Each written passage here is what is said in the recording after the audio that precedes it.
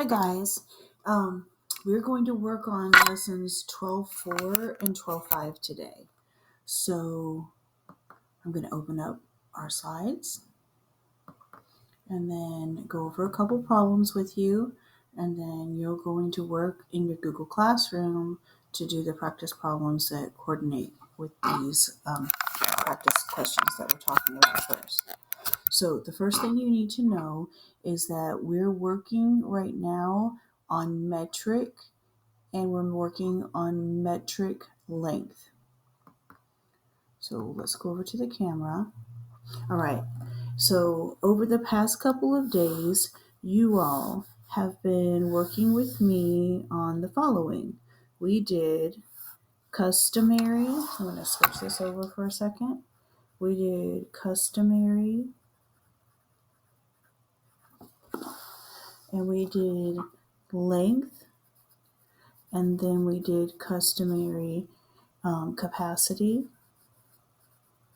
and then we did customary mass. All right, let me try to make that a little bit less blurry. All right, now we're getting ready to move into the same things, but using metric units. Metric units are awesome because they're just base 10. We're going to be just doing the same things we did at the beginning of the year, which is multiply with all my might, move the decimal to the right, and dividing makes me wish for death, move the decimal to the left. All right, the metric units of length are meters. The main unit is a meter. And then smaller units that we might be working with are centimeters and millimeters.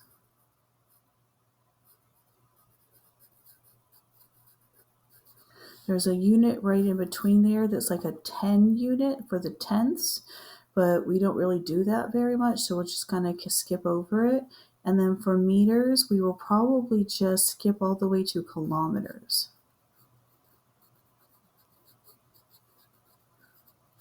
Now, for all metric units, for all kinds of metric measurement, I guess is the best way to say, then we have our unit, and our unit for metric length is meters. You've all seen a meter stick, and that's for length. And then for capacity,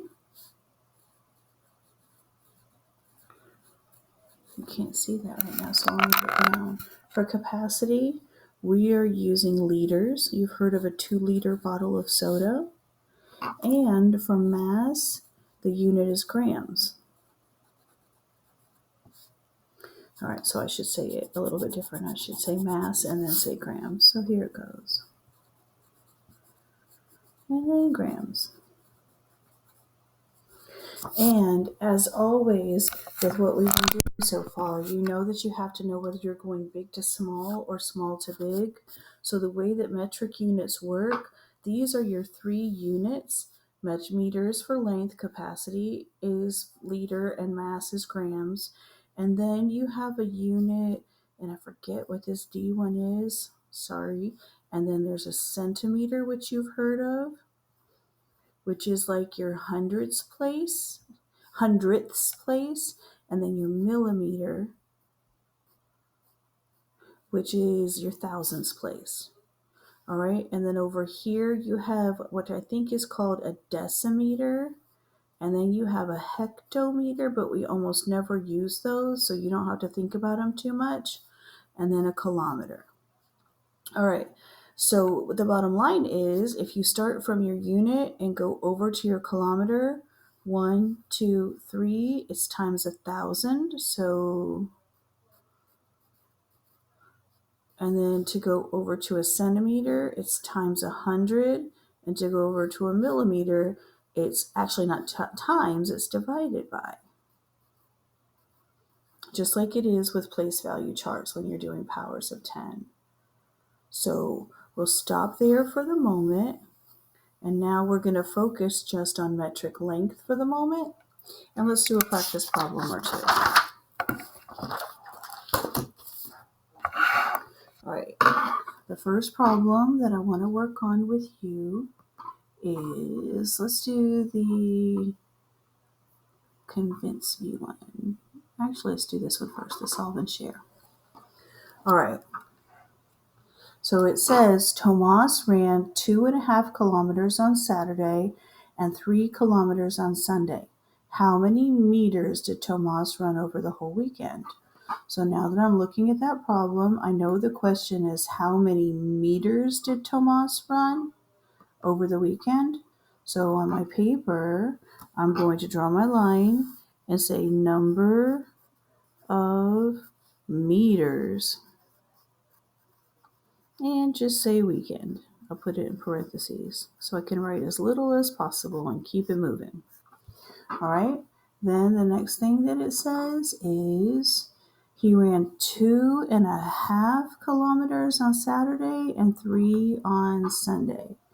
So 2.5 Saturday and 3 on Sunday. Now, I hope you're really watching and paying attention to this, because when you're using metric units, you will probably do best if you change your fraction into a decimal. And I'm hoping that everyone is super aware that 1/2 equals the same as 0.5. So 2.5 is the same as 2.5. All right. Now, back to this. Let's go back and find out what our magic number is. The magic number is 1,000 meters. So let's write the magic number down. All right. And now I know that I'm switching these guys, but now I forgot what unit it is. So let's go back and check. Let's see. Oh, kilometers. This is kilometers, and this is kilometers. So I'm switching from kilometers into meters. And now, if I go back and look at my notes over here, which is bigger? My units are right there. Kilometers are the biggest. Every time you see kilo, that's the biggest. So I'm switching from big to small. Big to small is BS times. So I'm going big to small, big to small, which is times. So I'm starting here. I think I should add those up. Don't you guys think so? Let's do 3 plus 2.5 is 5.5. So I'm starting off with 5 5/10 kilometers. And my magic number is 1,000. So I'm multiplying times 1,000. And multiply with all my might, move the decimal to the right. So I'm going to be moving it 3 places because I have 3 zeros. So 1, 2, 3. My new decimal will be there, but I won't need it. So if I'm doing kilometers and I'm switching into meters, then I'm going to have 5,500 meters. And there's my answer for my first problem. Let's do one more practice problem together, but in a different video. So let's pause for the moment, and I'll see you in the next video.